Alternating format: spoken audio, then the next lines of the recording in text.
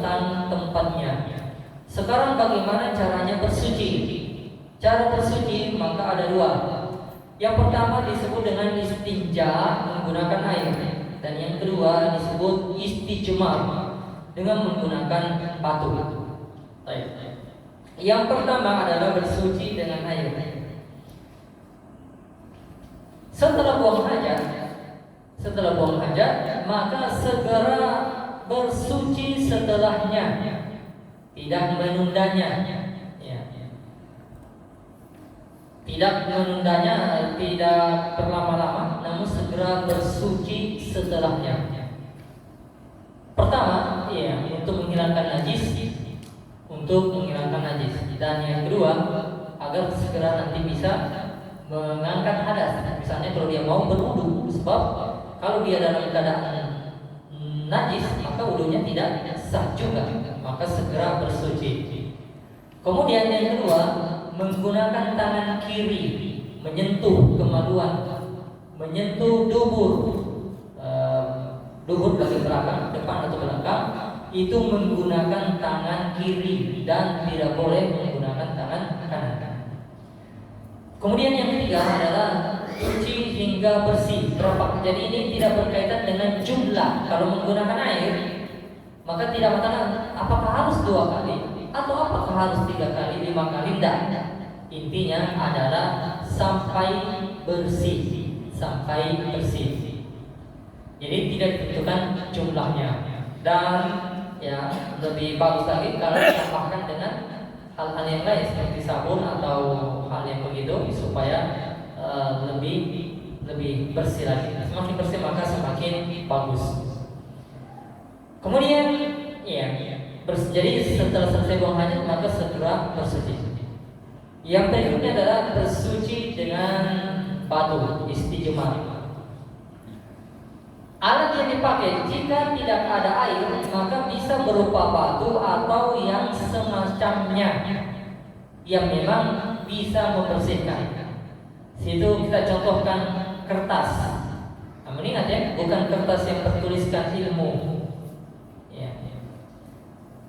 Dan kalau kertas yang masih bersih kosong jangan juga lah, karena jatuhnya kepada israf menyanyiakannya. Mungkin kertas apa kira-kira, kertas koran yang tidak ada, lihat juga apa isinya juga. Kertas surat kabar mungkin bisa seperti itu, atau daun. Kemudian atau dengan menggunakan kain, zaman sekarang tisu. Dan semisalnya, atau bisa misalnya benda yang keras seperti batu, misalnya kayu, potongan kayu atau seperti itu. Maksud batu ini tentu kerikil lah, yang kecil-kecil. Dosa juga batu bata 3 biji besar. Yang kedua adalah tidak menggunakan benda yang najis. Nabi SAW ketika dalam musafir dia meminta untuk dicarikan batu dan salah satu walaupun tidak najis kita pernah jelaskan tentang kotoran hewan yang boleh dimakan. Namun salah satunya adalah kotoran hewan. Maka beliau tidak mengambil kotoran hewan tersebut. Karena bagaimana bisa najis dibersihkan dengan najis? Najis harus dibersihkan dengan zat yang suci, dengan air. Airnya ada pun tentang air kan sudah jelas pada pertemuan yang lalu bahwa pakai air yang suci. Kalau airnya najis tidak bisa dipakai bersuci. Demikian pula benda yang najis tidak bisa dipakai bersuci.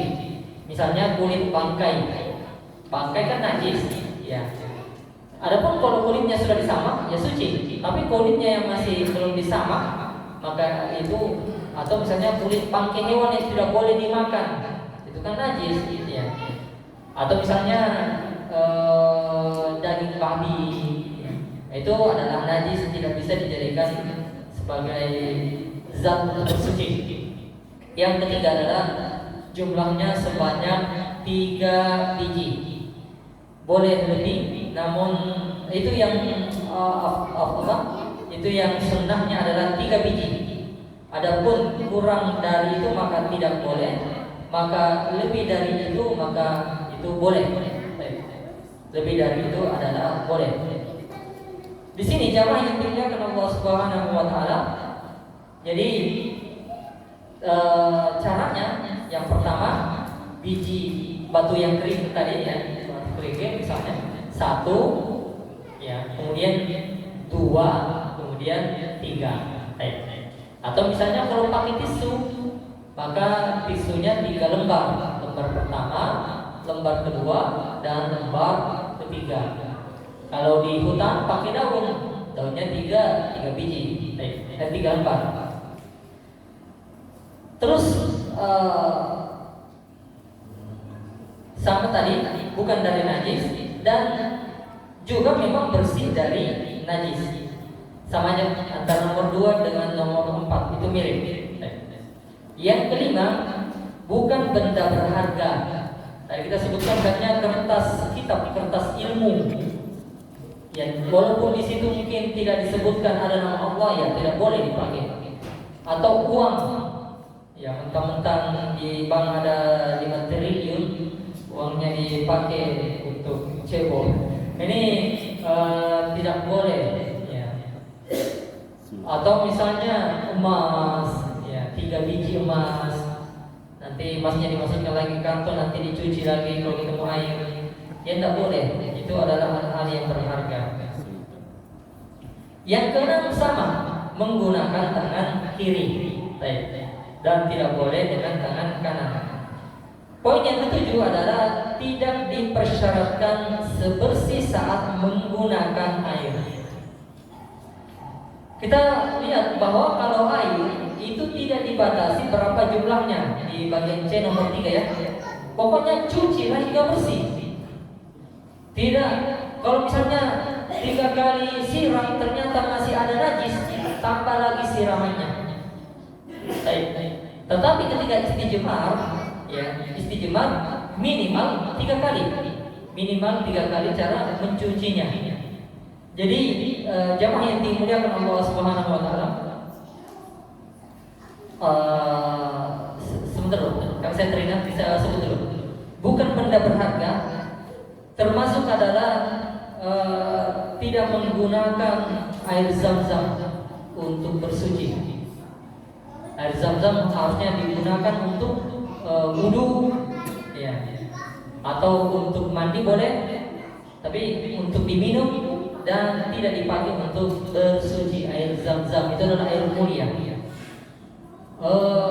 Air le minerale, ya. Kalau masih ada air selain ini, janganlah dipakai, itu kan air minum, dipakai untuk minum. Nah, jadi tidak dipersyaratkan sebersih saat menggunakan air. Kita kalau air ya itu dicuci sampai bersih, dan tangan kalau perlu pakai sabun lagi. Kalau pakai sabun kan otomatis tambah air lagi. Dan kalau sudah pakai sabun kan biasa orang cium-cium, bau dah. Kalau bau lagi cuci lagi misalnya, ya tidak apa-apa kalau pakai air. Namun kalau pakai batu 3 biji, itu kan tentu tidak sebersih saat menggunakan air. Namun Islam ya tidak memberatkan kita, maka cukup sampai 3 biji. Karena kalau pakai 100 biji itu lecet itu. Jadi pakai 1 biji, jadi 1 dan 3 biji. Dan di sini juga di antara was-was bahwa yang dicuci adalah bagian luar, ya, bagian luar dari tempat pembuangan itu. Karena dan ini disebutkan dalam Talbisul Iblisnya kalau salah, Ibnu Jauzi tentang was-was, sampai dikorek-korek di dalam, ya.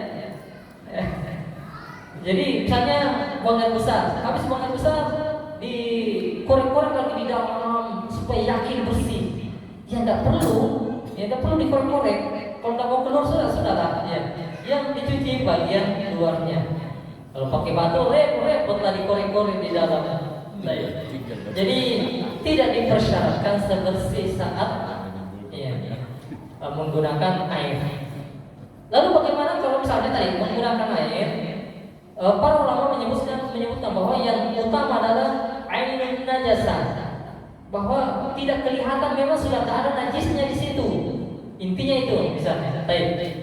Contohnya, makanya inilah kenapa di antara hikmahnya sunnah fitrah kita disuruh untuk memotong kuku, ya, supaya kemudian itu tidak menjadi tempat menempelnya najis.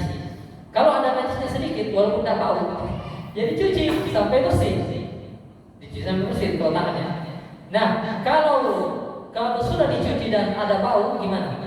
Maka ya kalau ada sabun kan enak aja. Tapi pas kita lagi perjalanan tidak ada sabun, ya maka tak apa-apa bau. Ya, yang penting memang sudah tidak ada kelihatan di situ. Intinya najis itu sudah hilang, walaupun masih ada bau-baunya mungkin. Maka itu sudah sah untuk sholat. Nah, untuk nomor 7 ini, maka ya walaupun tidak sebersih saat menggunakan air, maka itu sudah sah.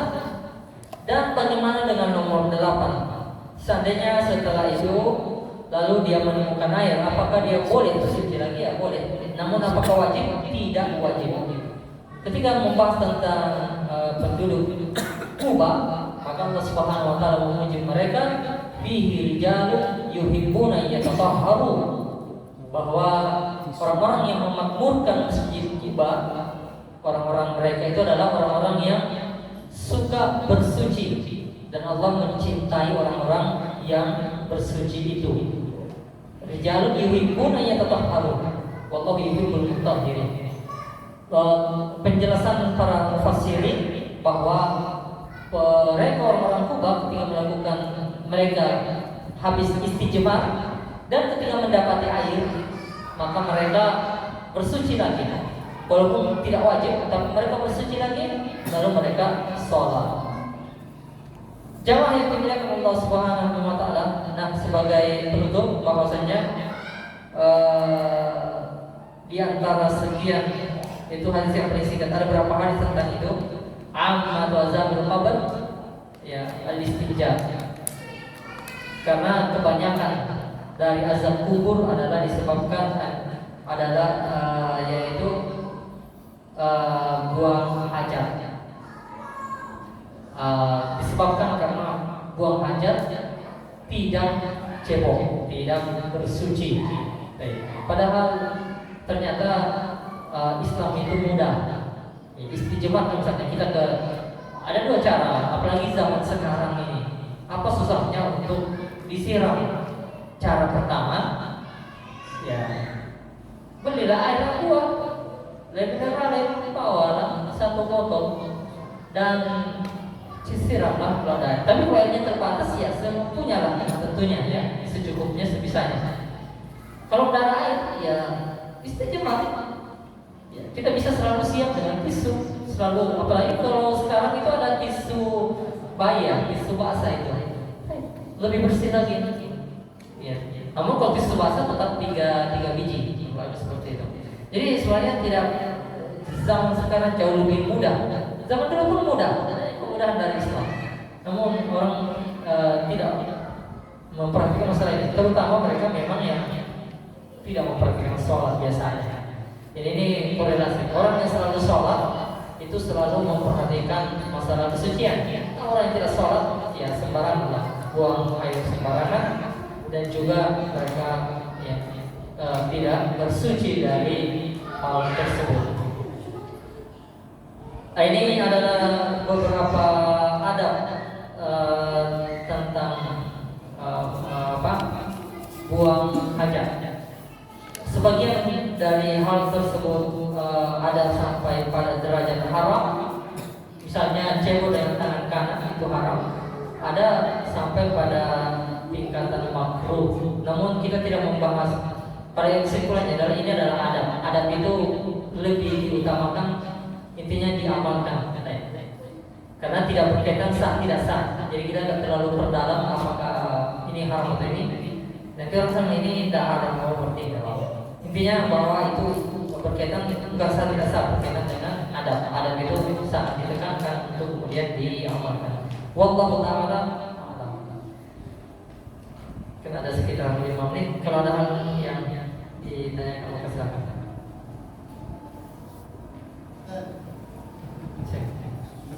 Jadi ada itu kan ada WC, toilet itu 2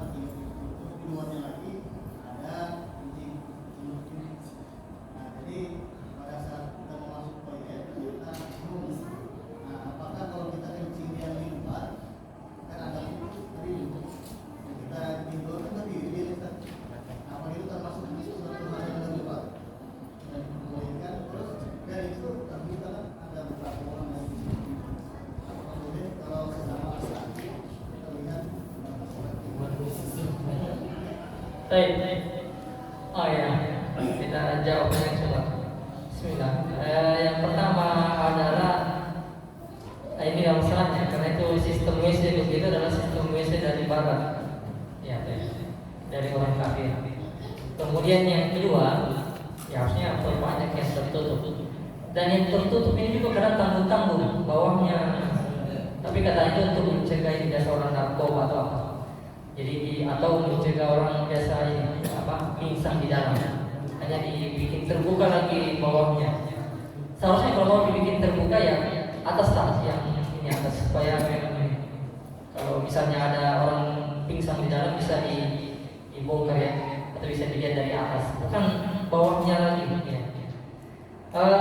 Di sini ya. Oh ya, di situ saya tidak sebutkan, tapi para ulama fuqaha menyebutkan itu walaupun tidak dalilnya, yang mereka menjelaskan yang dimaksud duduk itu adalah bukan duduk menempel, bukan duduk menempel di lantai ya, tapi maksudnya jongkok ya, itu kan ada benar istilah, sama aja namanya duduknya juga. Adapun toilet duduk maka boleh lah ya, karena itu insya Allah itu intinya bersih, karena dia bersih, kalau memang bersih maka boleh duduk di situ. Terus kemudian apakah darurat? Kalau masih bisa ditahan maka tidak disebut darurat, maka tahanlah tunggu orang keluar baru masuk ke yang dipakai. Namun kalau yang disebut darurat itu misalnya ini akan keluar betul langsung ini lebih parah ini, karena seluruh celananya akan penuh najis. Kalau dia baru disebut darurat, maka boleh. Namun berusaha untuk menjaga dari dua hal. Pertama, terjaga dari percikan, dan parahnya lagi tempat begituan kadang agak tinggi-tinggi dan susah lagi. Pokoknya gitu. Adapun tentang apakah jadi kalau darurat iya, kalau tidak darurat tidak boleh, karena tempat terbuka. Sementara tempat terbuka berlaku nomor 1, tidak sampai kelihatan oleh orang. Dan aurat tetaplah haram walaupun sesama laki-laki. Saya kira demikian dulu untuk pertemuan ini. Subhanallah wa bihamdihi, asyhadu an la ilaha illa anta, astaghfiruka wa atubu ilaik.